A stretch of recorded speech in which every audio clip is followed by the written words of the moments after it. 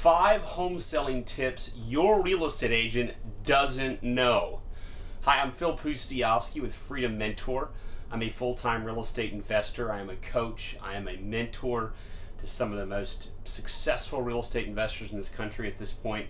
My book just hit #1 on Amazon for real estate investing subject. So a lot of great things going on in our world, and you can learn a lot more about us by either going to my website, freedommentor.com, or watching some more videos on this channel. And in this video, I want to break down for you some tips, some secrets, if you will, that very few real estate agents know anything about. Very few people know anything about. They're very simple, very easy to apply, and they can have a huge impact on how much you sell a property for. I mean, these tips I'm about to share with you could be worth thousands of dollars to you, and they're pretty simple, pretty easy. What I think is so incredibly fascinating, above all, is that we're in the information age. So you would think that everybody would know about what I'm about to share with you, but very few do. So without further ado, let me dive into this. First off, when you are selling a property, typically you are going to list it on the MLS, right? MLS stands for Multiple Listing Service. You can learn more about the MLS, other videos I have on the subject. And usually when a real estate agent adds a property to their local MLS system, it then usually shows up in other websites such as Trulia, Zillow, Google. You've seen these online. And you've also probably seen the statistics that most home buyers, more than 90%, find their home online. So the listing, that which the customer sees before they decide whether or not to go look at the property or to have their agent go look at the property, that listing is pretty important, isn't it? And so for most people, they understand the value of good pictures, right? So you have to have the pictures that make the property look nice and look desirable. And there's also little details such as where you put in your bedrooms and your bathrooms and that sort of thing. But in every listing, have you ever noticed that there's always a little paragraph, a listing remarks, a description that's usually a free-form text box that people can type in whatever? Have you ever noticed that it's typically the real estate agent that writes that? Why is that? Well, it's because the real estate agent is the one in charge of filling out that MLS listing so they can add the listing to the system. And I guess it's assumed that the real estate agent is the most qualified to be able to fill out that description. And the other place where you see these descriptions would be on something like Craigslist. But what I have discovered through a lot of research, I do a lot of research on this entire subject of real estate and real estate investing, is a study was done in the Dallas-Fort Worth area over a 3-year period. I am so thankful the study was done, by the way. And in the box just below this video, you can click a link that will take you to a blog post where I give the link to the full study. So this video is just going to be a short, brief overview of some of the more powerful lessons from that study. But this study, it tracked what words were written in that listing description, and then consequently what happened as far as sales price and days on market, which are both very important, right? If you're trying to sell a property, you want to sell it for the least amount of days on market, so the shortest time period, and you want to sell it for the most amount of money, right? And this is typically the case. By the way, the lessons you're going to learn here are going to be more for if you're selling to a retail buyer, someone who's going to move into the property. And oftentimes, as investors, we sometimes like to flip or wholesale properties to other investors. But hopefully you'll get to a point in your career where you sell to the end consumer, the ultimate buyer, which is the retail buyer, because they will pay the most money for properties. And so oftentimes these days, that's who I'm selling to. I'm selling to the ultimate consumer because they will pay me more money. Okay, so this video is going to apply whether you're an investor or you just own one home and you want to sell your home. And I've been building this up, right? So that, you know, it's at boiling point right now. Like, what are these 5 tips, Phil? Okay, here we go. The listing description. That's usually 3 to 4 sentences, right? Well, this study that was done over a 3-year period discovered some fascinating details. these are some phrases, some common words that agents will put into a listing with full intent in order to help the sale, in order to sell it faster or maybe for more money, but it actually can hurt things. Watch this. Here we go. Number 1. Motivated seller. In other videos, you may hear me talk about finding these people. Putting that phrase in the listing description proved a lower sales price and a longer time on market from this study. Simply adding these 2 words didn't help the situation, it hurt the situation. Pretty fascinating, huh? So what's the lesson? Don't put that in the listing. There's no benefit to it. There's only downside to it. There you go. Number 2. Here's another phrase that's used quite a bit, but is actually a negative.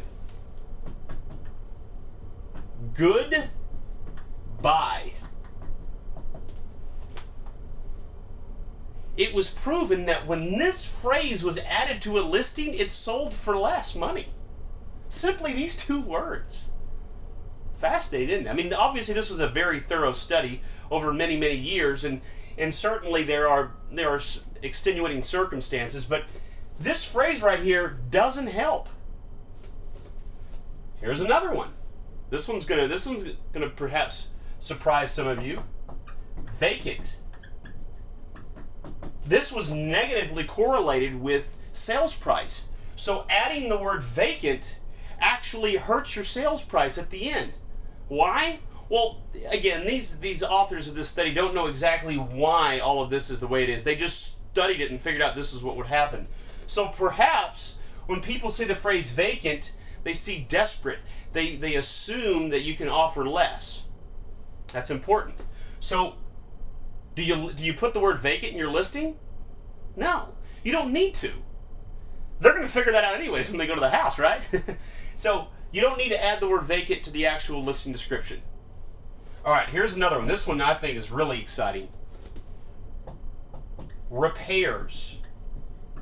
So let's say you are a real estate investor and you just fully rehabbed a house. Maybe you write on the thing major rehabs, or excuse me, major repairs, or recent repairs done to the property, and then maybe you list them. It was discovered that using the word repairs was correlated with a longer time on market and a lower sales price. However, if the phrase updated was used, it sold for more money. So the authors seem to think that perhaps the word repairs doesn't associate with improvement in the property, whereas the word updated does, or updates. So if you have repaired a house, do not call them repairs. Freshly updated might be a good way to phrase it. In fact, even describing that you did a major rehaul of the property may not be a positive way to communicate it, whereas freshly updated might be, or maybe not even saying anything at all and just describing the home, as I'll talk about here in a moment, with a lot of emotion, not even mentioning the fact you did a lot of work to it, but just mentioning how wonderful the home is, and let the pictures do the talking for you. Does that make sense? So don't use the word repairs. That's a bad one. Okay, and then this one right here I've used before before I read this study. Good location. Yeah. This was correlated or associated with a lower sales price as well. So, for whatever reason, using the phrase good location has a negative result. So, therefore, you know, I guess because location is self-evident in real estate. I mean, the people looking for the house would know the location or they'd go and see it. So, what are these 5 tips really? They're tips on what not to add as far as listing description words in those remarks. And that is, don't put motivated seller, don't put good buy, don't put vacant property, don't put repairs, but add things like freshly updated, or maybe nothing at all there, and just and just let the pictures do the talking for you as far as how beautiful the home is, and don't put good location. All right, so that's what not to do, right? So what do you do? Okay, well, what you want to do in a listing description to maximize its power is to draw out emotion. You want to get emotion from reading it. So what I'm going to do is I'm going to read for you a listing description that pulls some emotion. Ready? And this again, by the way, you can access this exact description in that link just below this box here. Okay, here we go.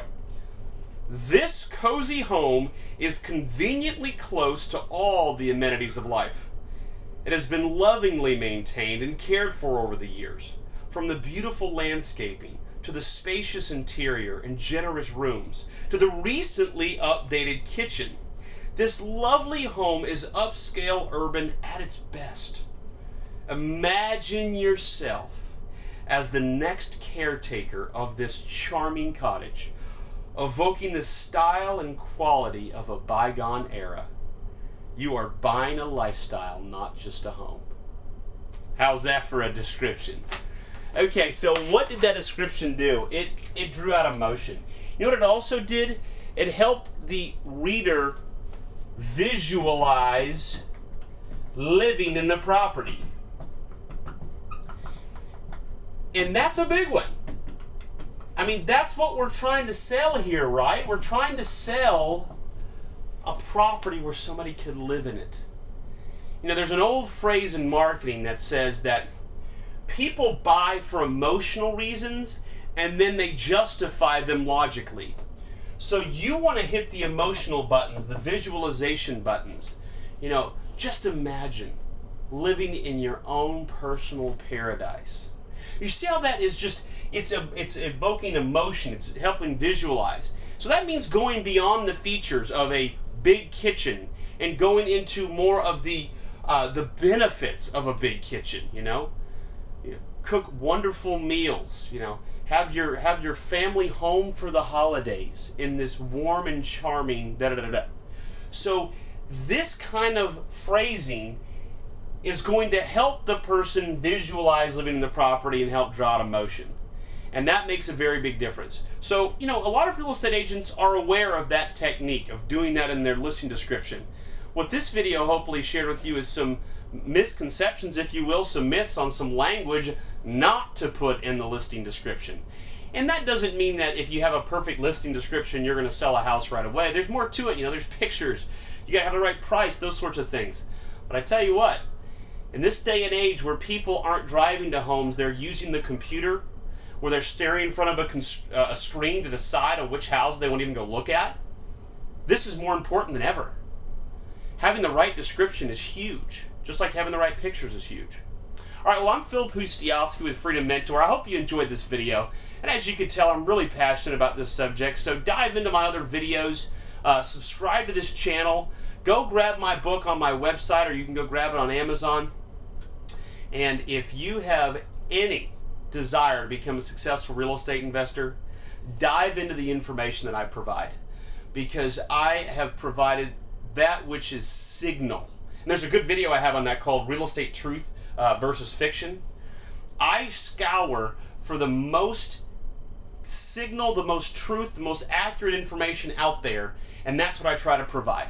And so I hope you enjoyed this video. I hope you enjoyed the others that I've got out there. And hey, if you've got anything to add, I'm all ears. I love communicating with those that watch these videos. You'll see below the comments when I write back and forth. So if you have some other tips and other ideas and other questions related to this listing description stuff, you know, just write some comments below here. I'm all ears. All right, I'm Phil Pustiowski with Freedom Mentor. Thanks for watching.